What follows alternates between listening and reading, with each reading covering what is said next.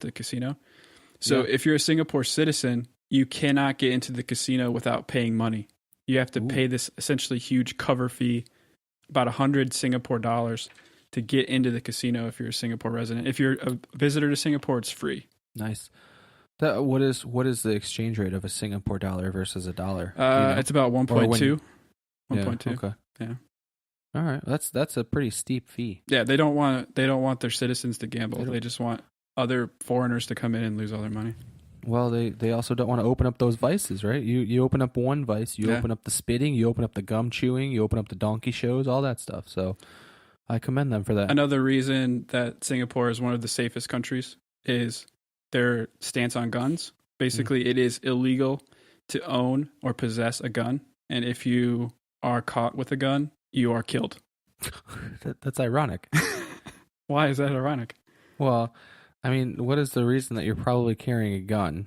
Is because you don't want to be killed. And then if you're carrying But if you're in Singapore, you don't have to worry about being killed because it's the safest Well, you country. do if you're carrying a gun, though. That's the trickery of it. Like, you only have to be... and the irony of all of this stuff in Singapore is that you say you don't have to worry about being killed in Singapore. No. Unless you break a law. And then you could potentially be killed.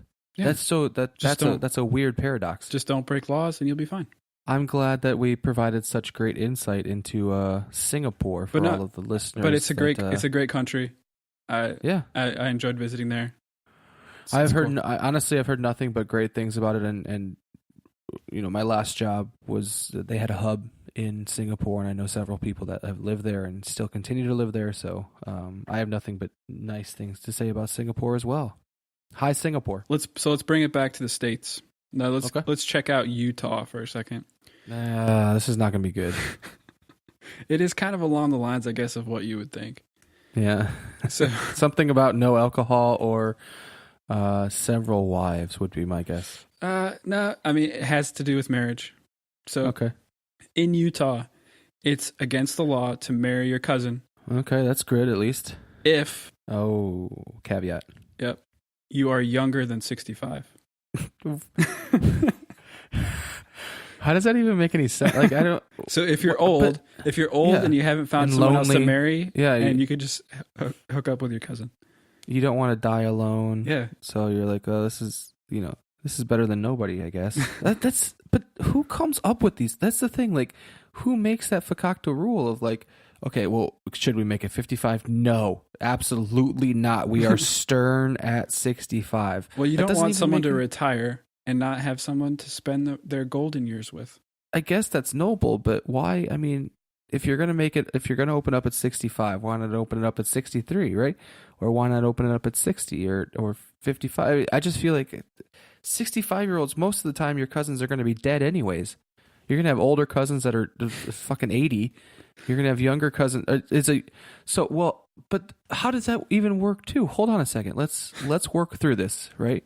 So if you're 65 and you have an 80-year-old cousin, that's right. You can do that, right? Yeah, you're good. So if you're 65 and you have a 40-year-old cousin, nope, can you do that? Nope. So it has to be 65 or older. Yep. Yeah. See, that's silly. That's just I guess that is a reason to not die alone, or gives you an out for not dying alone. But that just seems like, I think it's kind of sweet.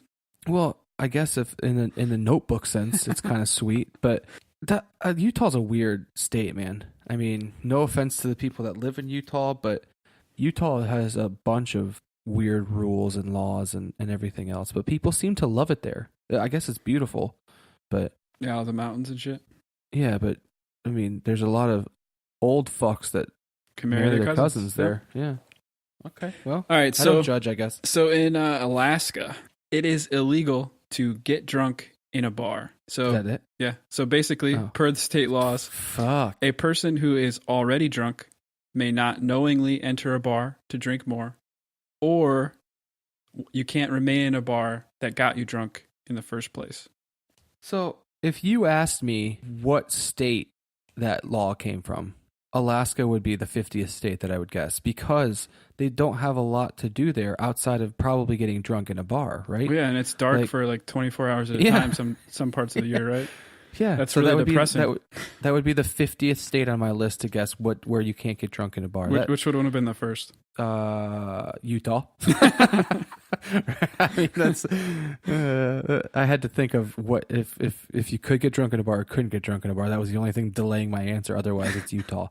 But yeah, I mean that's an easy one. Utah would be that state, and there's probably several others too. You just have to drink at home, basically. Yeah. Well, that's the safest bet. Uber probably sucks for business in Alaska then. Well, right? I mean, I doubt there's much Uber activity in Alaska. There's like no people. Yeah. There's people. There's people in Alaska. I mean, not many. They're not getting drunk in bars though. They did have the last open Blockbuster that just closed recently. Oh, they did? Yeah. I saw the headline for that, but I didn't know where it was. That's interesting. I don't know, but that's so weird, man. That's a weird one. That's not even like you some of these you can expect. I mean, I think right? I think basically if you get drunk in a bar, the police can just come in and arrest you essentially under this law. Yeah.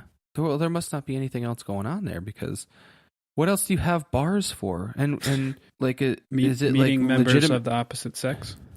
I guess, but are they going off? And I don't know if you have any context to this law, but are they going off of like the 0.08, the legal limit of drunkenness? Or are they talking about like slam your face down? I blacked out drunk. I don't know definitively. Okay, well, I would think it's the legal Yeah. limit for drunkenness. Yeah, that's weird. And I feel like there's a huge alcoholism problem, and this is very polarizing for anybody that's listening in Alaska, but I feel like there's a huge alcoholism problem in Alaska, so they're probably making a hand over fist money with arresting people being drunk in bars. All right, so this next one. So Idaho is the only state that has made eating people cannibalism against the law. So to go on, there's some fine print that reads that it's only illegal if it's non-consensual consumption of another person. Is that in Idaho too, or is that just the overarching law? Yeah. Yeah. So if let's say, all right, so let's tie two of these things together, right? Let's say I'm 65 and I live in Idaho and I've married my cousin in Utah and recently relocated to Idaho to live out the Notebooks. That's very possible. They're very live out close the lifestyle together that I want to live. And we make a pact that says the first one to die, you can eat me. Or the first person to die gets eaten, and I agree to that, or you agree to that, or if we're the lover cousins, yeah. So I could. That would be consensual. So do we have to get it down on paper, or is it just like if you walk in, to be safe, you should notarize that shit. What notary is like they're in that situation where you see two fucking boner cousins coming in and you're like, okay, what can I do for you guys? And they're like, well, we're cousins, first of all. We love each other. We want to write up a consensual I would like to be agreement. able to eat this cat if he dies. And you're like, what the fuck have I done with my life as a notary? Like this is what I'm going to stamp this shit. I'm going to sign this shit, and this guy's going to eat this guy when he dies. Oh, so you're talking about you and I? We're gay cousins. I think got married. The premise of my joke was that there was gay cousins. Yeah, I mean, what other cousins would you call boner cousins? But I mean, a couple other important things to note. So, in addition to consensual consumption, it's okay to cannibalize in Idaho if it means your survival. So if you've gone all like Donner Party and you're like stuck up in the mountains and you have to eat someone else to survive, you don't have to worry about going to jail in Idaho. This penalty carries a 14-year sentence. Wow. So let me ask you this, right? Okay, so here's another scenario for you. If we're cousins and we've been married in Utah and we now live in Idaho and and we're lovers. Don't forget that part. And of course, we're married. We're married, so I hope we're lovers. And I have a terrible. I'm 67, and I try to go back and ride a motorcycle, right? And I have a terrible accident and get paralyzed. And then you're taking care of me. You die, and I don't tell anybody, and I eat your fucking face. Is that legal? Because I can't go get groceries because you're paralyzed. Yeah, because you're paralyzed. I mean, I think we need to call up Miles, our almost lawyer guest from the previous episode, but I think I would argue that yes, since you were paralyzed. Okay. I mean, I maybe not. So maybe if I was the prosecuting attorney in this case, I would say you could have fucking gone on your phone, ordered some, Amazon Prime pantry shit, or I don't have a phone. I'm 67. I'm a 67-year-old vegetable. Why the fuck am I surfing Amazon? Okay, then you're probably good. Okay. Then. All right. Well, you can't have a law that is that like you can't eat people, but if it's a matter of survival, then you can eat people. Like you shouldn't just don't eat people, or yes, eat people, and it's okay to eat people whenever. I don't feel like I feel like it should be a very binary situation where you can eat people or you can't eat people. You can't have caveats for eating people. Well, Idaho's the only state that makes it very explicit that you can't eat people. I'm just going to continue to eat their potatoes, and then I don't have to worry about it. All right, so another state that it's a good thing we didn't live in growing up. Did they outlaw rock wars? Essentially, yes. So in Topeka, Kansas, it is illegal to throw stones, snowballs, or any other missiles. And I'm sure the definition of missile is not like, hey, I found this World War II missile laying around. Like, it's actually like the true definition of a missile is like something that flies through the air that you throw, or that is projectile or something, right? Yeah, I believe that's correct. But it's a very weird wording to me.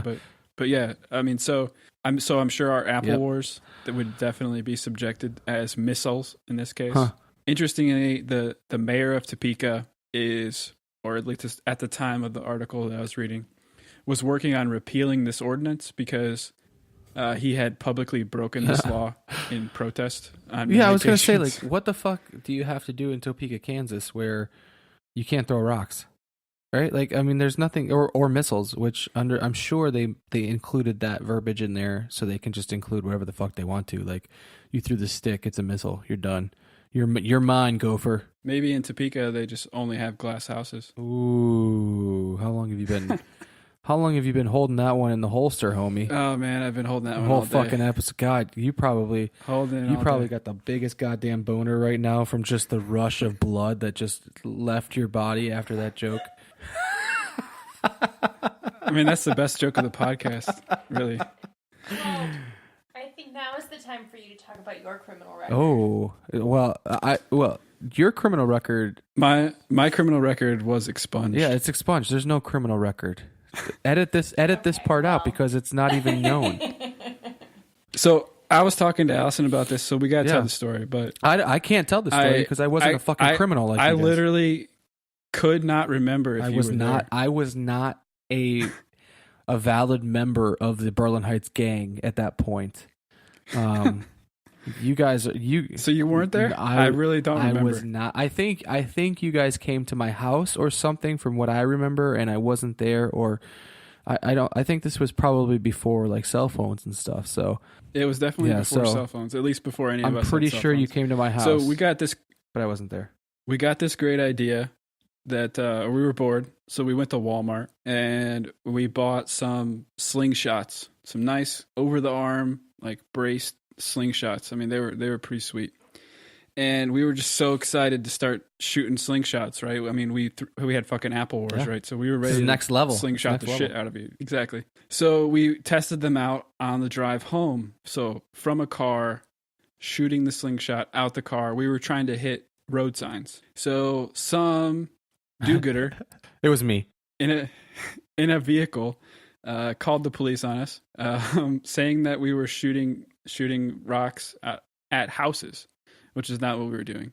But the cop literally got to our car, or our friend's car that was I won't name names.